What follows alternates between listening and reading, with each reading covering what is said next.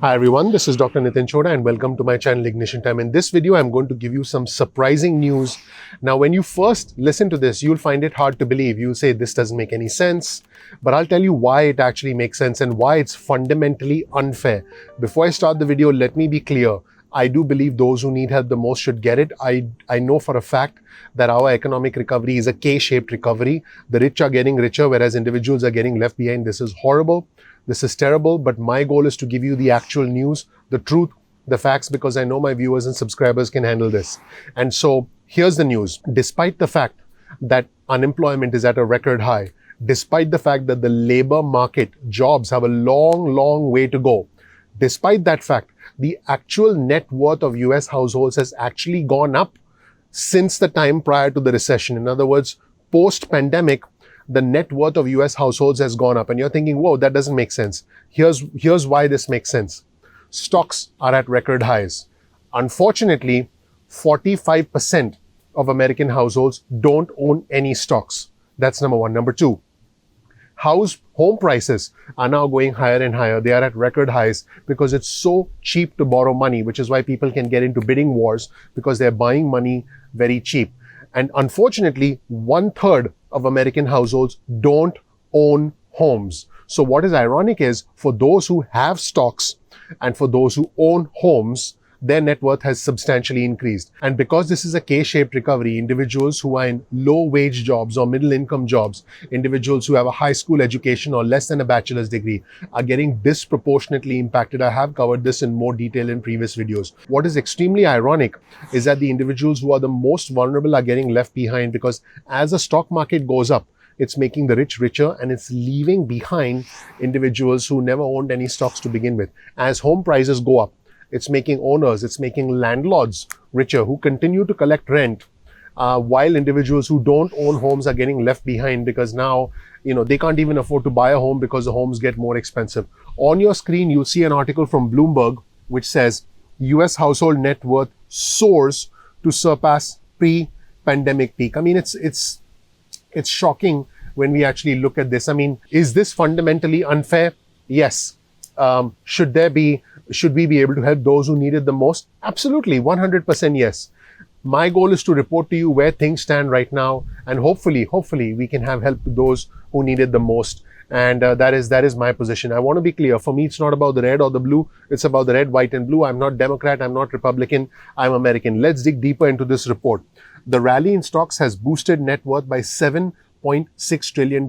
Again, I want to be clear. Half of the US population does not own stocks. In fact, the wealthier a person is, the more stocks they are likely to own. The wealthiest individuals own hundreds of thousands, millions of dollars worth of stock, whereas individuals who don't own stock or who own very little stock are essentially individuals who are being left behind by the rally in the market, which is again what makes this so unfair.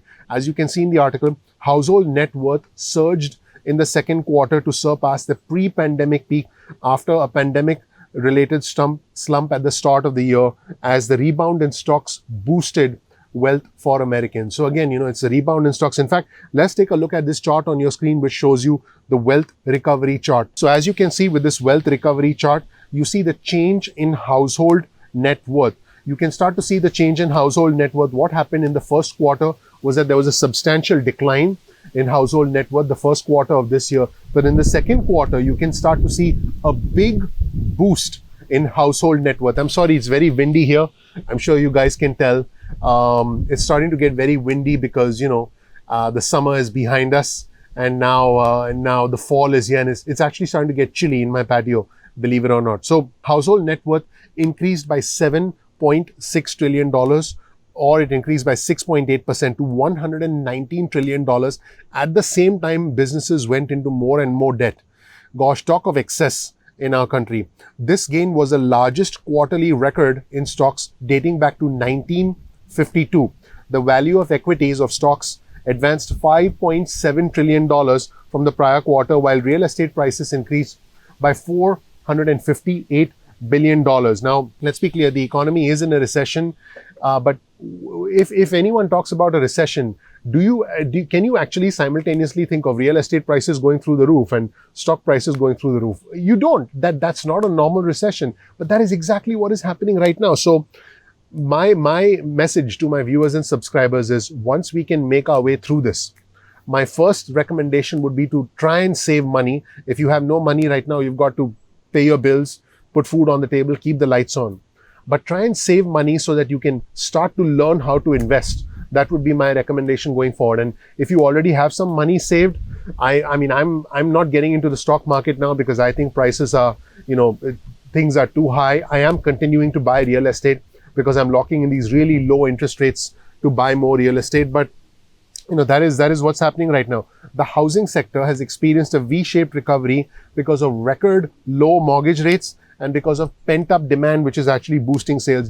I want to be clear, unemployment is still very high, much higher than it needs to be. I've done many videos on unemployment benefits. In fact, you can check out the unemployment benefits playlist on our channel, where I've covered in detail all of the aspects related to unemployment. So hopefully that can help our viewers and subscribers. But not all Americans are benefiting from the increase in the stock market, from the boost in home prices, because like I mentioned earlier, 45% of the US population does not own any stocks, according to a Gallup survey from this year, from June 2020, and about 1/3 of households don't own a home. So you can start to see how imbalanced this entire situation is.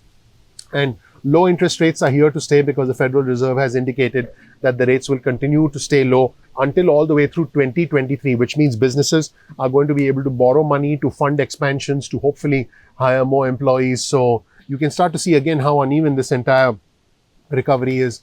Debt is also increasing substantially, and consumer credit, this is interesting. Consumer credit, in other words, the credit we have as consumers, not including mortgage debt, actually reduced by $69 billion in the second quarter because people with the extra money, with the stimulus money, were able to pay off their loans. People will be able to pay off student loans. People were able to pay off credit card debt, all of which is a good thing because it allows individuals to get out of the cycle of debt. It allows individuals to get out of the cycle of poverty. I have talked about the cycle of poverty. In fact, you'll see the cycle of poverty on your screen now. It's a very vicious cycle that makes it very, very difficult for individuals to escape debt. So escaping the cycle of poverty is so important and also so difficult. And the $600 a week federal booster, the first stimulus check, did help. So hopefully there is more stimulus and more unemployment benefits to help individuals get through this horrific crisis where individuals have lost jobs through no fault of their own. We need quick cash, and we need cash now. And I'm hoping that the government can indeed come through. And finally, for every $1 in debt that was owed by households, businesses owed $1.09, which is the highest ratio since 1989. So what this means is the consumer debt is decreasing while the business debt is increasing. This is the uneven nature of the recovery. Let me know what you think in the comment section below. The future is low interest rates for the foreseeable future anyway. So I would encourage all my viewers and subscribers, make sure you have good credit. Make sure you're able to borrow at low rates, especially if you're starting a business. And hopefully that can help you get out of the cycle of poverty. Thank you so much for watching. Please comment below. Let me know what you thought of this video. Highly unusual that even though many of us are suffering, many of us are in a bad situation, finally, the actual US household net worth is increasing and going to higher levels. This is the most unusual thing that we've seen in many, many, many decades. And hopefully we'll never see a situation like this again where the weak, where the most vulnerable are left behind. That was it, everybody. Let me know what you thought about the article in the comment section below. Also, please share this video with friends and family members. My name is Dr. Nitin Chhoda. Thank you so much for watching. If you don't know anything about me, check out my video. I have the fortune, the honor, the privilege of living the American dream. You'll know about who I am, what my journey has been like, and why you should listen to me. So definitely check that out. I would appreciate it if you can click like, if you can click subscribe, if you can enable notifications. It's going to be your vote of confidence in me, in my entire team, and all the work that goes into putting out these videos in a real-time manner with these graphics to make the video visually appealing and easy to consume. We release videos at 2 p.m. East Coast time most days of the week, so please make sure to click like, click subscribe, enable notifications. Sometimes YouTube does not send out notifications, so in that case I suggest that you bookmark youtube.com/ignition time. That's youtube.com/ignition time. Definitely bookmark that so you can essentially in your browser visit our page and you can check out the videos at your convenience. You don't have to wait till you get notifications, so that'll be helpful for you. You can also get your cell phone out, send a text message with the word ignition or with the word time to 70,000. That's 70000, and you can get added to SMS list. You can opt out of the SMS list at any time. You can also go to ignitiontime.com/alerts. Go to ignitiontime.com/alerts, and then you can get added on our email list, and then you can opt out of the emails or the SMSs at any point in time that you want. No worries. Please follow us on Instagram. Our Instagram handle is ignition_time. We release exclusive content specifically for our Instagram community. Also follow us on Twitter. We release real-time updates and alerts on Twitter, and our Twitter handle is also ignition_time. So please follow us on Twitter.